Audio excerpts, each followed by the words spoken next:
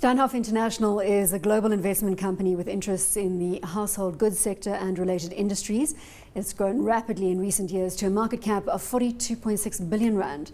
That's on a price to earnings ratio of 7.4. Its South African assets are now held via JD Group and CAP International. It has major interests in furniture manufacture and retail in Europe, a dividend yield of 3.6%. So let's go with it. Steinhoff, and here we've got a different kind of scenario panning out. Do you want to talk us through what's happening here, Daniel?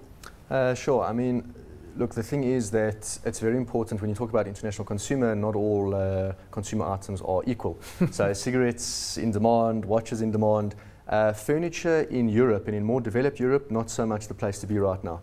And that's very much reflected, I think, in the price. I think the local positioning that it has within other listed companies like JD Group, I think they're also facing their own challenges. But I'd say straight away the macro overhang from furniture exposure in more developed Europe is a big warning sign at the moment. So how they got those assets is they bought Conforama, which is the second biggest... it made them second biggest to IKEA, didn't it? Correct. So if you believe that Europe isn't in structural decline and their worst moment was maybe the Spanish influenza or the bubonic plague, then I think the stock looks rather cheap. I think also the moral of the story is pay attention to who your neighbor is, because Klaus Down and Bruno Steinhoff were neighbors, weren't they? And they're the ones who started this business. But it's been run. Marcus Jooste, I think, is probably more energetic than most managers I know. I mean, perhaps they do sail a little bit close to the wind at times. But where they say there's additional risk, there's additional reward. I think so, and I think in the long run, shareholders will be rewarded here. I think it's just a matter of a little bit of patience. Although, I mean, France, Spain, Italy, those are all the wrong territories to be right now.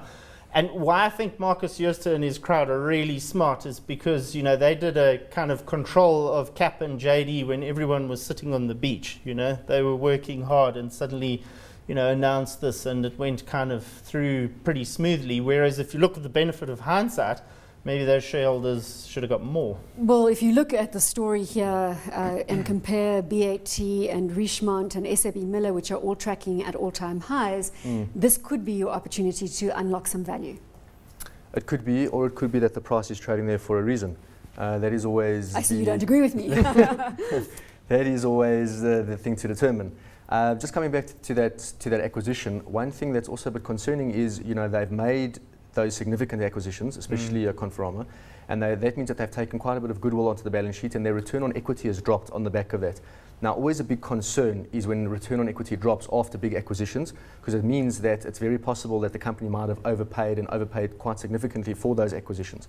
So you definitely want to see if that return on equity ticks up after that, and that it wasn't, as you perhaps feared, that they paid too much for it. Hot or not? Yeah, I'm going to go with the hot. It is in the hot stocks portfolio and it's busting our chops at the moment. It's the worst performer of the lot. Hot or not? I'd say I'm not hot on this one.